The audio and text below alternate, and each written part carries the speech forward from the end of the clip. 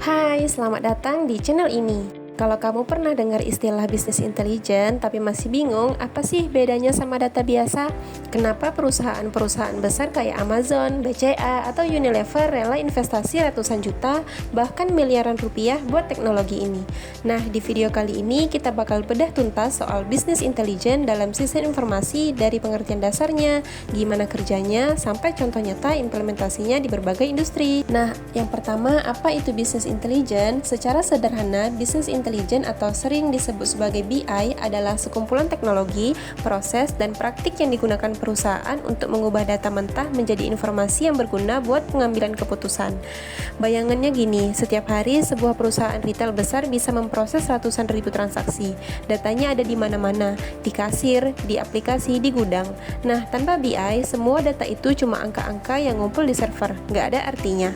Tapi dengan BI, data itu diolah, dianalisis, divisualisasikan, dan tiba-tiba manajemen bisa lihat, oh ternyata produk apa yang laris di Surabaya setiap hari Jumat sore, atau kita kehilangan pelanggan di segmen usia 25-35 tahun sejak bulan lalu. Nah, itulah kekuatan BI. Ada 3 kunci utama yang perlu kamu ingat. Yang pertama, data driven. Keputusan bukan berdasarkan feeling atau asumsi, tapi berdasarkan data yang valid. Kedua, analitik. Data diolah dengan metode tertentu untuk menghasilkan insight yang bermakna. Dan yang ketiga, strategis. Hasil digunakan untuk mendukung tujuan bisnis jangka panjang maupun jangka pendek. Nah, kemudian yang kedua, konsep sistem informasi enterprise. Sebelum kita nyambungin BI dengan sistem yang lebih besar, kita perlu pahami dulu apa itu sistem informasi enterprise. Sistem informasi enterprise atau SIE adalah sistem terintegrasi yang mengelola seluruh proses bisnis dalam sebuah organisasi secara menyeluruh dalam satu platform yang saling terhubung. Jadi, bukan sekedar software akuntansi atau aplikasi HR yang berdiri sendiri-sendiri. SIE itu menghubungkan semua departemen dalam satu ekosistem digital. Ada 4 modul utama yang biasanya digunakan dalam SIE. Yang pertama, ERP, Enterprise Resource Planning. Ini mengelola sumber daya perusahaan, keuangan, inventory, produksi, dan pembelian. ERP itu ibaratnya tulang punggung operasional perusahaan. Kemudian, CRM, Customer Relationship Management, fokusnya ke hubungan dengan pelanggan dari prospek penjualan sampai after sales service. Yang ketiga, SCM, Supply Chain Management. Ini yang mengatur aliran barang dari supplier ke gudang ke pelanggan akhir. Dan yang terakhir, HRM, Human Resource Management, mengelola data karyawan, penggajian, rekrutmen, sampai pelatihan. Keempat sistem ini kalau berjalan sendiri-sendiri sudah membantu, tapi kalau terintegrasi dan ditambah dengan bisnis intelijen di atasnya, ini yang disebut ekosistem informasi yang powerful. Nah, sekarang pertanyaan besarnya, bagaimana BI dan SIE saling berhubungan? Coba lihat alur ini. Perjalanannya dimulai dari SIE, sistem operasional yang menghasilkan data setiap detik, data transaksi penjualan, data stok, data karyawan masuk dan keluar. Semuanya tersimpan di sini. Data itu kemudian mengalir ke data warehouse, tempat penyimpanan terpusat yang mengintegrasikan semua data dari berbagai sumber tadi. Dari situ masuk ke BI tools, alat analisis yang mengolah, memfilter, dan memvisualisasikan data, dan hasilnya keputusan strategis yang lebih cepat, lebih akurat, dan lebih berbasis fakta. Ada 4 hubungan kunci yang perlu kamu pahami. Pertama, BI itu bekerja di atas SIE, bukan menggantikannya. BI mengkonsumsi data yang dihasilkan ERP, CRM, dan SCM untuk membuat laporan dari dashboard. Kedua, integrasinya bisa real time, artinya begitu ada transaksi di ERP, datanya langsung bisa dipantau di dashboard BI. Ketiga, kombinasi SIE plus BI memberikan visibilitas end-to-end dari lantai produksi sampai laporan direksi. Semuanya tersambung. Dan yang keempat, BI memvisualisasikan KPI yang dikumpulkan SIE mempercepat evaluasi kinerja dan perencanaan bisnis. Jadi intinya SIE adalah penghasil data, BI adalah pengolah dan pemaknanya. Sekarang mari kita bedah komponen-komponen yang membentuk sistem BI secara lengkap. Ada 6 komponen utama yang perlu kamu ketahui. Komponen pertama, data warehouse. Ini adalah gudang data terpusat. Semua data dari berbagai sumber dikumpulkan di sini, terstruktur, bersih, dan siap dianalisis. Bayangkan, ini seperti perpustakaan raksasa yang isinya data historis perusahaan.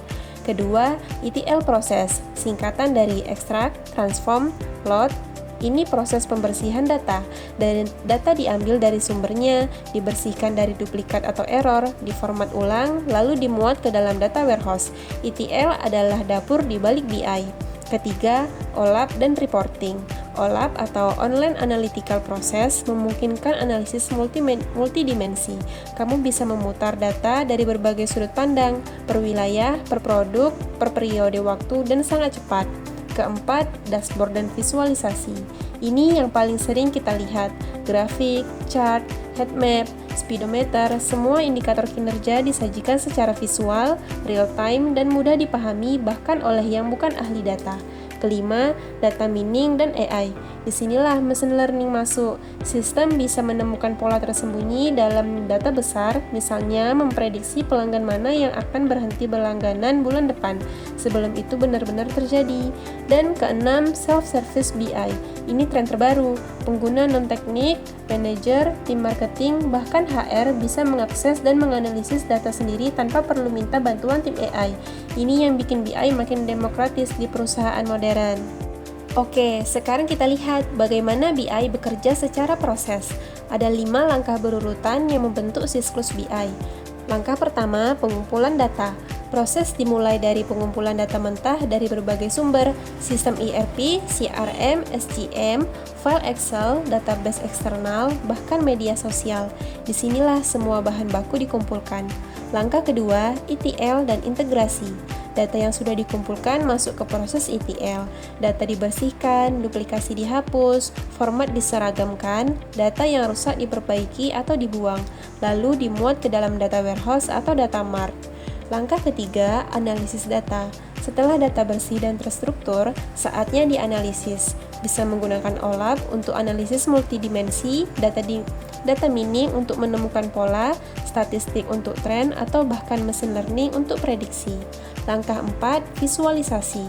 Hasil analisis disajikan dalam bentuk yang mudah dipahami, dashboard interaktif, grafik, laporan otomatis. Disinilah data berbicara kepada para pengambil keputusan. Langkah kelima, pengambilan keputusan. Insight yang dihasilkan tadi digunakan oleh manajemen untuk menetapkan strategi, mengalokasikan anggaran, dan merespons perubahan pasar. Yang menarik, ini bukan proses satu arah. Setelah keputusan diambil, hasilnya kembali menghasilkan data baru. Dan siklus ini berputar terus, semakin lama semakin akurat. Nah, setelah kita paham cara kerjanya, pertanyaan yang paling sering muncul adalah apa manfaat nyatanya? Lihat angka-angka ini dulu. Perusahaan yang mengimplementasikan BI dengan baik bisa mengambil keputusan 5 kali lebih cepat dibanding yang tidak. Efisiensi operasional mereka meningkat rata-rata 30%, dan mereka punya visibilitas 360 derajat di atas seluruh proses bisnis. Bukan angka yang main-main, bukan? Secara lebih konkret, ada 6 manfaat utama. Pertama, keputusan jadi lebih cepat dan akurat, karena berbasis data real time, bukan asumsi. Kedua, visibilitas proses bisnis meningkat drastis. Semua departemen bisa dipantau dalam satu dashboard terpadu. Ketiga, efisiensi biaya operasional. Pemborosan lebih mudah diidentifikasi dan ditekan. Keempat, kepuasan pelanggan meningkat, karena analisis perilaku pelanggan memungkinkan personalisasi layanan. Kelima, deteksi risiko lebih dini. Anomali dan potensi masalah bisa terdeteksi sebelum menjadi krisis. Dan yang keenam, keunggulan kompetitif. Perusahaan yang berbasis BI lebih adaptif terhadap perubahan pasar dibandingkan kompetitor yang masih mengandalkan intuisi. Sekarang kita masuk ke bagian yang lebih spesifik. Bagaimana BI ditetapkan pada masing-masing modul enterprise. Di modul ERP, BI digunakan untuk analisis kinerja produksi dan inventory secara real time. Laporan keuangan seperti laba rugi, neraca, dan arus kas bisa dihasilkan otomatis. Tidak perlu lagi rekap manual yang makan waktu berhari-hari. BI juga membantu memantau efisiensi seluruh rantai pasok.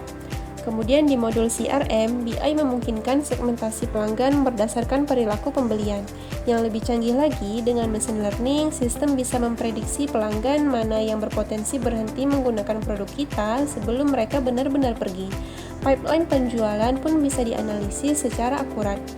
Di modul SCM, BI membantu demand forecasting, memprediksi berapa banyak bahan baku yang dibutuhkan bulan depan berdasarkan tren historis. Performa supplier bisa dipantau otomatis dan rute pengiriman bisa dioptimalkan. Dan di modul HRM, BI menganalisis produktivitas karyawan, mengidentifikasi kebutuhan pelatihan, serta membantu perencanaan tenaga kerja berdasarkan data turnover dan tren rekrutmen. Intinya, di setiap sudut operasional perusahaan ada peran BI. Nah, sekarang pertanyaan praktisnya, teknologi apa saja yang digunakan untuk membangun ekosistem BI? Ada 6 kategori teknologi utama. Pertama, data warehouse. Platform seperti Snowflake, Amazon Redshift, Google BigQuery, dan Azure Synapse adalah rumah tempat semua data dikumpulkan dan dikelola. Kedua, BI platform. Ini alat visualisasi dan analitiknya. Yang paling populer saat ini adalah Tableau, Microsoft Power BI, ClickSense, Looker, dan SAP Business Objects. Ketiga, cloud computing. Contohnya AWS, Microsoft Azure, dan Google Cloud Platform menjadi infrastruktur yang memungkinkan BI berjalan secara scalable dan efisien tanpa perlu server fisik yang mahal. Keempat, AI dan machine learning. Python dengan library Scikit, Learn, TensorFlow, Azure ML, dan Amazon SageMaker digunakan untuk membangun model prediktif di atas data BI. Kelima, streaming dan big data. Apache Kafka, Apache Spark, Hadoop. Teknologi ini memungkinkan pemrosesan data dalam skala besar dan secara real-time. Keenam, ETL dan data integration. Tools seperti Informatica, Talent, Apache NiFi, DBT, dan Azure Data Factory adalah pipa yang menghubungkan semua sumber data ke dalam sistem BI. Tidak perlu menguasai semuanya sekaligus, tapi penting untuk tahu ekosistemnya, agar bisa berkomunikasi dengan tim teknis maupun bisnis. Dan ini bagian yang paling menarik, contoh nyata implementasi BI di berbagai industri. Kasus pertama, retail dan e-commerce. Amazon dan Tokopedia adalah contoh klasik. Mereka menggunakan BI untuk menganalisis perilaku belanja pelanggan, menentukan produk apa yang direkomendasikan ke siapa, dan mengelola stok secara prediktif. Hasilnya, peningkatan konversi penjualan hingga 35% melalui personalisasi berbasis data. Pernah heran kenapa produk yang muncul di Tokopedia kamu rasanya tepat banget dengan yang kamu mau? Itu bukan keajaiban, itu BI. Kasus kedua, kesehatan. Rumah sakit seperti Siloam menggunakan BI untuk memantau kapasitas tempat tidur, menganalisis riwayat pasien, dan memprediksi kebutuhan obat serta alat kesehatan. Hasilnya, efisiensi manajemen rumah sakit meningkat dan resiko kekurangan stok obat dapat diminimalkan. Kasus ketiga, perbankan. BCA dan Bank Mandiri menggunakan BI untuk deteksi transaksi fraud secara real-time. Begitu ada pola transaksi yang mencurigakan, langsung terdeteksi sistem sebelum merugikan nasabah. Hasilnya penurunan kasus fraud hingga 40% dengan bantuan AI dan machine learning. Dan kasus keempat, manufaktur. Astra dan Unilever Indonesia menggunakan BI untuk memantau overall equipment, effectiveness, seberapa efisien mesin-mesin pabrik beroperasi, serta merencanakan produksi berdasarkan permintaan pasar. Hasilnya pengurangan downtime mesin hingga 25%. Dari 4 contoh ini, satu pola yang konsisten. BI bukan hanya alat TI, dia adalah strategi bisnis. Dan itulah teman-teman pembahasan lengkap kita tentang bisnis intelijen dalam sistem informasi enterprise. Kalau ada satu hal yang pengen aku titip dari video ini, data yang kamu punya hari ini adalah aset paling berharga kalau kamu tahu cara mengolahnya. Sampai jumpa di video berikutnya. Tetap semangat belajar karena di era data ini, yang paling paham data adalah yang paling unggul.